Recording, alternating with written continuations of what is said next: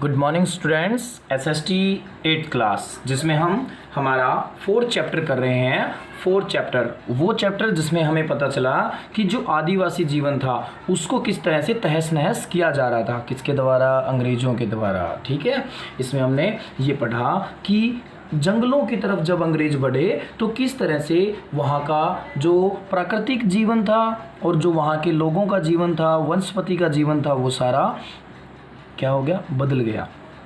ये सब चीज़ें हम इसमें पढ़ चुके हैं। हमने देखा कि व्यापार की वजह से वहाँ पर क्या समस्याएं फैली, वहाँ जो अंग्रेज लोग थे उन्होंने किस तरह से समस्याएं फैलाई, फसलों में क्या परिवर्तन किया गया, लोगों के अंदर क्या क्या परिवर्तन किए गए। अंग्रेज़ों ने अपनी इच्छा से क्या किया, जो मुखिया होते थे गाँव के उनको अपने अंडर में ले लिया और अपनी मनमर्जी के हिसाब से उन लोगों के ऊपर कंट्रोल किया जो कभी किसी की गुलामी नहीं किया करते थे। ठीक है, जिन्हें मजदूरी के बारे में ज़्यादा नहीं पता होता था वो लोग अब मजदूरी करने में मजबूर हो गए थे।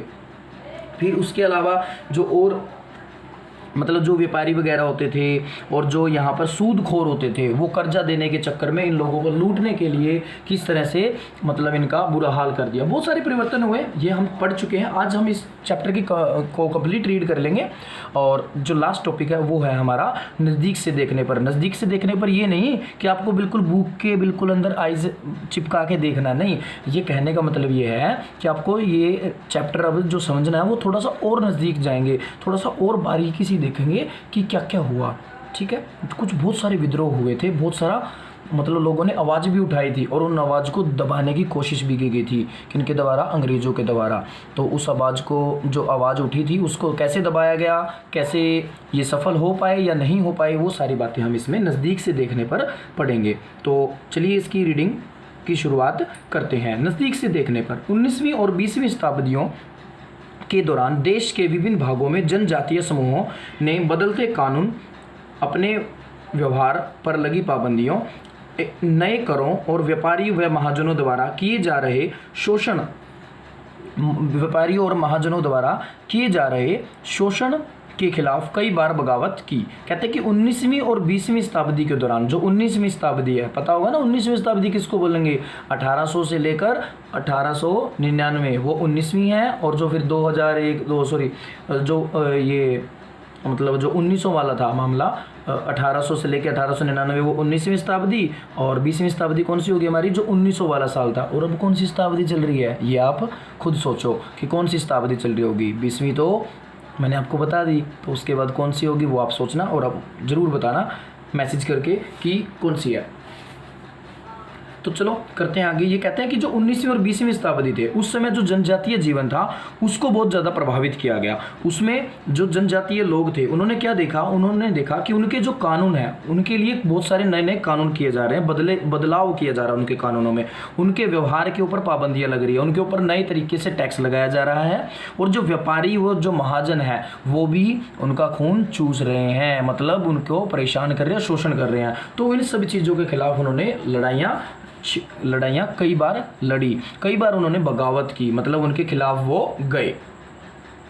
उसके आगे क्या कहते हैं फिर ये कहते हैं 1831 और 32 में कोल आदिवासियों ने, 1855 में संथाल ने बगावत कर दी। देखो 1831-32 में तो जो कोल आदिवासी थे, और 55 में कौन थे? संथाल जो थे, इन्होंने बगावत की। मध्य भारत में बस्तर विद्रोह 1910 में हुआ। बस्तर विद्रोह कब हुआ? 1910 में। ये मैं आपको इंपॉर्टेंट डेट्स में भी शायद एक बार फास्ट रीडिंग में करवा चुका हूँ। 1940 में महाराष्ट्र में वर्ली विद्रोह हुआ। तो ये थोड़े से विद्रोह हैं, आपको ध्यान रखने हैं। 1831-32 कोल आदिवासी विद्रोह, 55 में संथाल, और बस्तर वाला जो हुआ था वो 1910 में हुआ था। 1940 में महाराष्ट्र में वर्ली विद्रोह हुआ। बिरसा जिस आंदोलन का नेतृत्व कर रहे थे वह भी इसी तरह का विद्रोह था। बिरसा मुंडा, ठीक है, जिसका चैप्टर की स्टार्टिंग में हमने नाम पढ़ा था बिरसा। अब उसके बारे में थोड़ी जानकारी हमें यहाँ पर और भी मिल पाएगी शायद। ठीक है, शायद अच्छी जानकारी दी हो। अब आप देखना क्या जानकारी दी गई है। ये जानकारी यहाँ पर बिरसा मुंडा के बारे में दी गई है।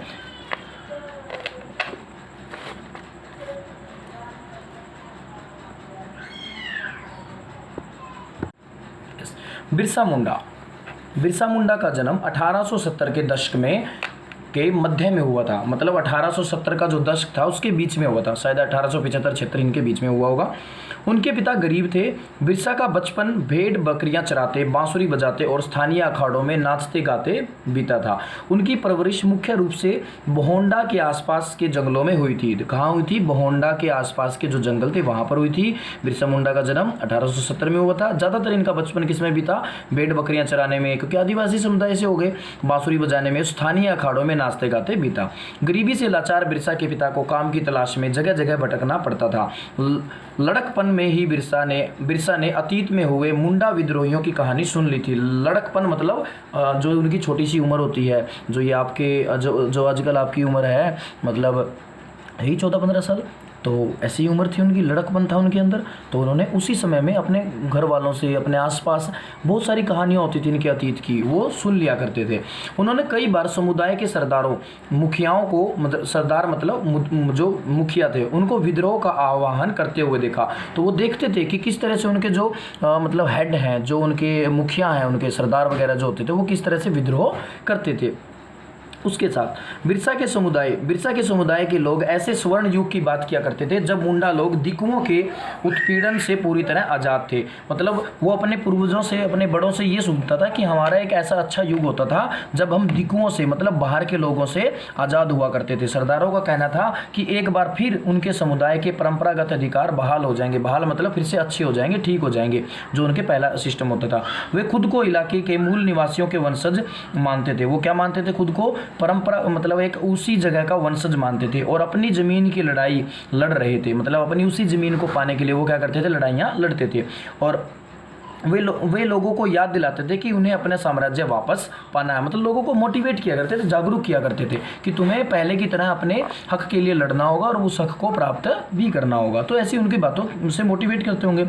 बिरसा स्थानीय मिशनरी स्कूलों में जाने लगे जहाँ उन्हें मिशनरियों के उपदेश सुनने का मौका मिला। वहाँ भी उन्होंने यही सुना कि मुंडा समुदाय स्वर्ग का साम्राज्य हासिल कर सकता है और अपने खोए हुए अधिकार वापस पा सकता है। देखो, मिशनरी स्कूल का वर्ड आया है। मिशनरी स्कूल कौन होते थे? तो ईसाई धर्म का जो प्रचारक होता था, प्रचार किया जाता था, तो जो ईसाई धर्म के प्रचार करने वाले लोग होते, उन्होंने एक नई कई तरह के तरीके अपना रखे थे। स्कूल वगैरह खोल लिए थे आसपास गाँव में, ठीक है, और तरीकों से चर्च वगैरह के द्वारा अपने धर्म का प्रचार करते थे। तो ये उस स्कूल में गए, वहाँ इनको मौका मिला पढ़ने का, तो उन्होंने वहाँ पर भी क्या देखा कि उनको वही बात बताई जा रही है जो उन्होंने अपने बड़ों से सुनी है।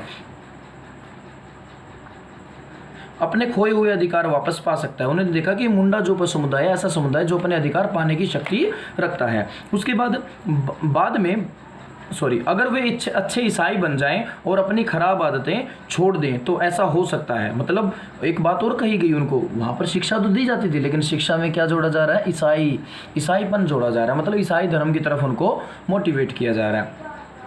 उनको ये समझाया जाता था कि अगर तुम ईसाई धर्म अपना लोगे तो तुम्हारी ताकत और भी अच्छी हो जाएगी। जो तुम्हारी खराब आदतें तुम उसे छोड़ सकते हो और भी ताकतवर बन सकते हो। तो किसी न किसी तरह अपने धर्म की तरफ भी रुख करवाया जा रहा था उन बच्चों को।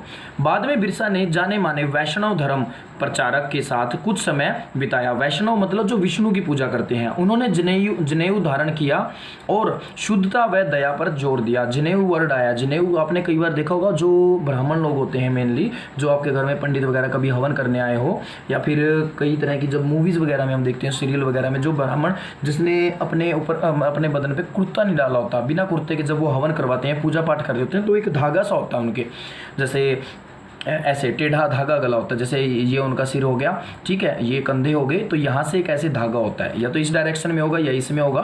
तो ये जो धागा सा होता है ना, पतला सा सूत का, ये जनेऊ होता है, ठीक है। और जो व्यक्ति जनेऊ धारण कर लेता है ना, वो कभी भी मांस मीट नहीं खाएगा, कभी शराब नहीं पिएगा, और उसमें शुद्धता रहती है। जिसने जनेऊ धारण कर लिया मतलब उसने शुद्धता को धारण कर लिया।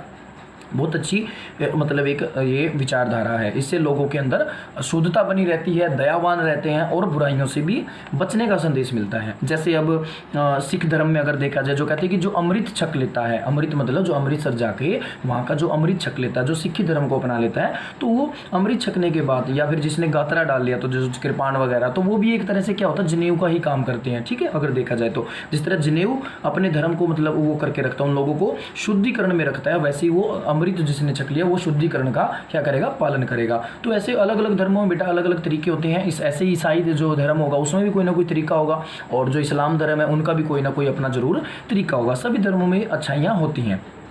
तो हमारी हिंदू धर्म के अंदर ये अच्छाई है, और भी बहुत सारी अच्छाइयाँ, मैं ये नहीं कहूँगा, लेकिन अच्छाइयाँ जो हैं वो सभी धर्म में हैं। ये आप ज़रूर ध्यान रखना, कोई भी धर्म बुरा नहीं है। लोग बुरे होते हैं, धर्म नहीं बुरा होता। ये चीज़ बड़े अच्छे से सोच समझ के अपने दिमाग में फिट कर लो, कभी भी कोई धर्म नहीं बुरा होता, ठीक है। क्योंकि आजकल इन चीज़ों पर हम बहुत ज़्यादा ध्यान देकर लड़ाई झगड़े में ध्यान लगा लेते हैं, ठीक है।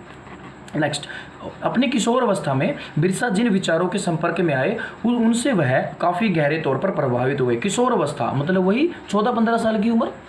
इस अवस्था में जब जितने जो विचारों के बीच में, जैसे देखो सिंपल सी बात, अभी अब जो तुम्हारी एज है ना, तुम्हारी वो कच्ची एज है, जैसे माहौल तुम्हें मिलेगा तुम्हारी विचारधारा वैसी बनेगी।